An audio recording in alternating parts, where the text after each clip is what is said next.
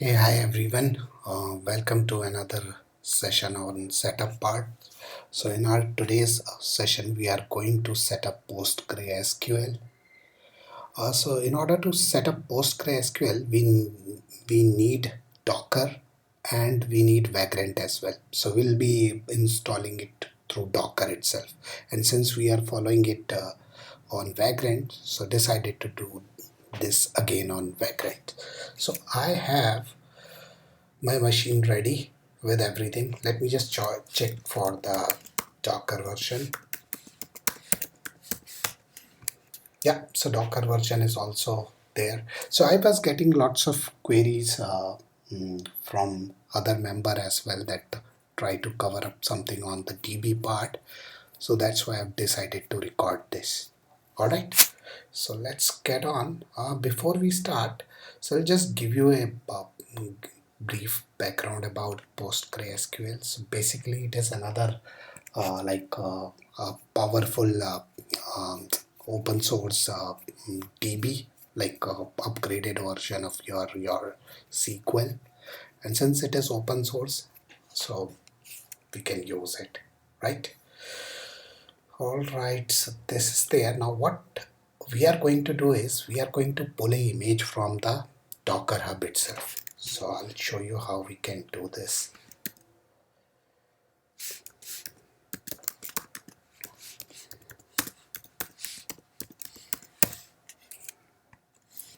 So with this Docker pull Postgres, we will be able to pull the latest PostgreSQL image from the Docker Hub. I haven't provided any latest tag, but by default it will be taking this. So once we are able to pull this image, we'll try to run the container and quickly spin up the DB and we'll perform some basic operations. So let it complete and then we'll proceed.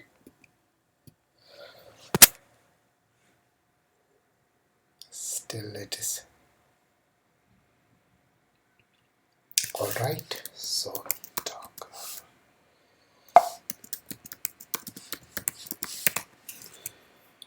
So Postgre, we are able to have this image. Now let me just quickly run docker run command, and we need to provide the name of our container as well. So container name I'm keeping PostgreDB, keep it short only, and we need to pass this uh, the password of Postgre. This is also a required. So Postgre underscore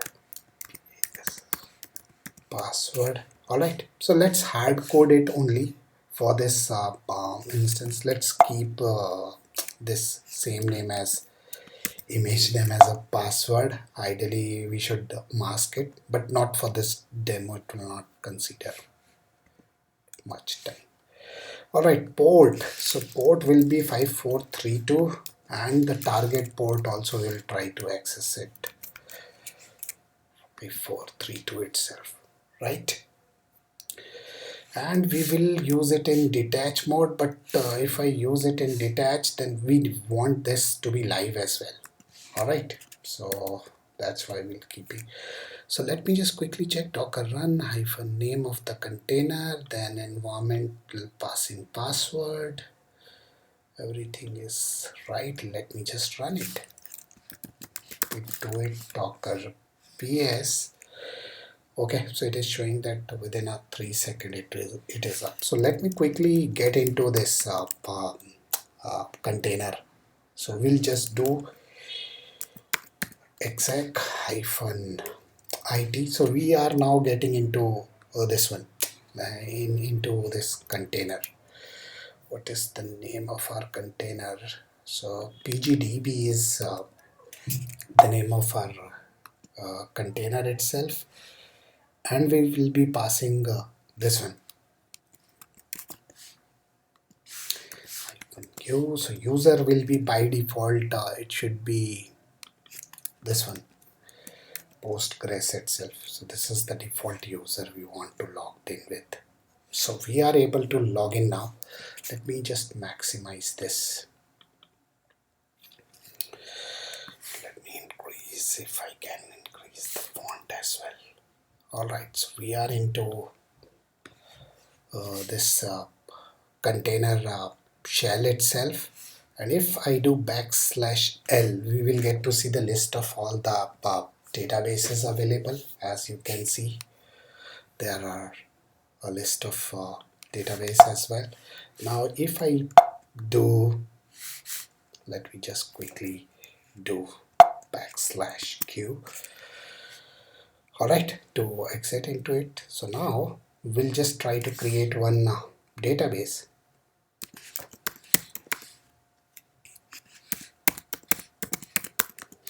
Let's say test,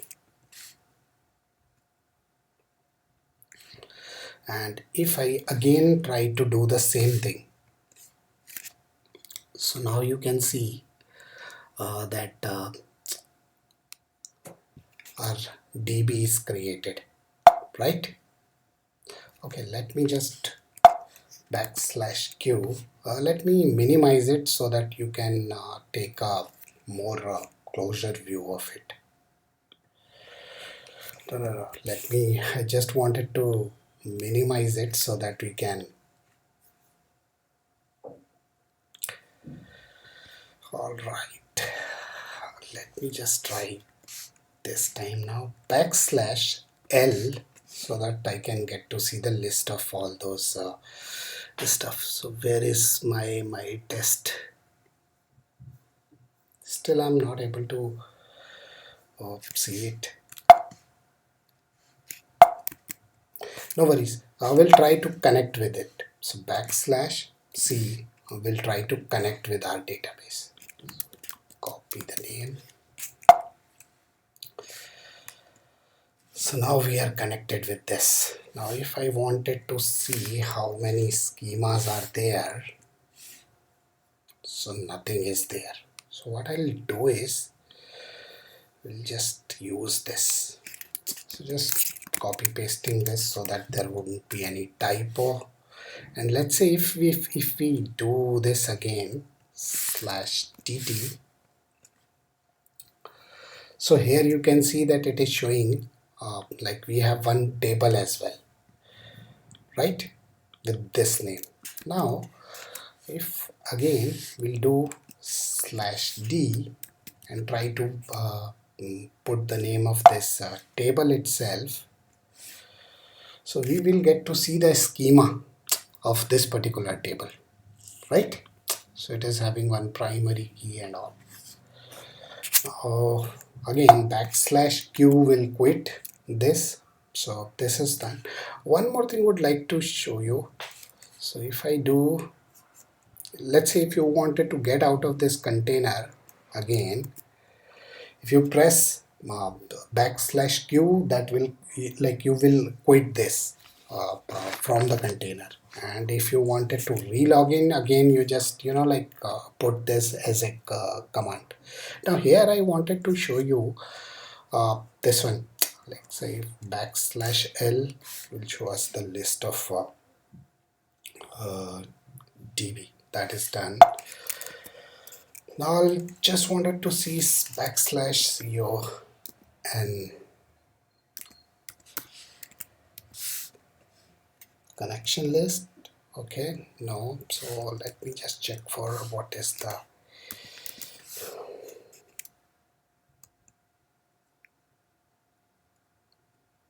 so there is one command through which you can get to see the connection details as well. Let me just try this.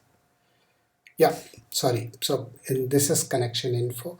So with the help of \connection info, you will get to see like what user you have logged in and which port you are using, right? Let's quickly connect it to our this one database itself. So we are connected. So we have created a table. Let me insert some query as well quickly. And if we wanted to check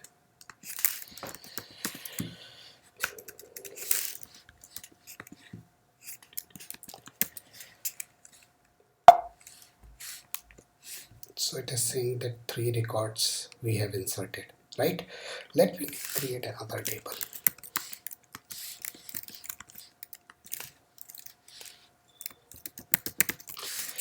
And we are not providing anything, just a blank table. Let me check whether it will create or not. So it has created that as well.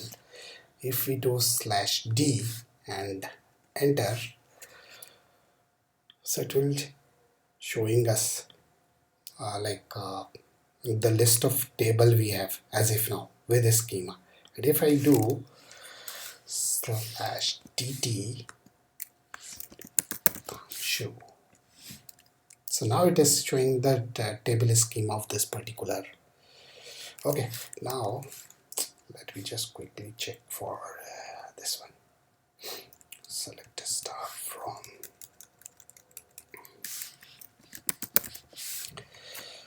Sudhanshu. Okay, so nothing is there in this one. Now, if you press /g, this will show you the latest query which you have used, right? So like the latest, the current one. And if let's say if we use \e, this will help us to edit the current query. But since no editor is installed, that's why it is complaining, right? All right, so yeah, this is what I wanted to show you. Let's say if you want to quit, you can do, and if you want to rejoin it again, you can do this with \l. You will get to see the list of available DB, and with \c you can connect with your databases and all. So this is what you can play with it and quickly connect it. So in our next video, I'll show you how we can connect. Let's say we are creating one Java application or Python. How would we connect it with our application UI? All right. So before going on to this one, let me just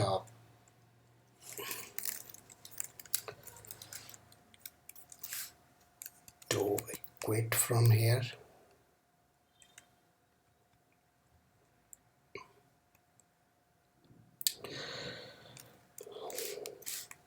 Yeah, this is what I've I guess I have covered whatever is there. Okay, let me just drop this one as well. So we have created one database that I wanted to drop. If we do L now, we'll see whether we are able to see it or not. So it's not there now. And if I try to connect now, just doing one cross verification, it should complain now. Right? It is saying it should not contain connect. Yeah, so this is what a short demonstration on how quickly we can set up PostgreSQL as well, and we'll be covering a few more databases on SQL on relational side and on non relational SQL as well. Yeah, so this is what I wanted to cover in today's session. If you find it worthy, please like and subscribe. Thank you.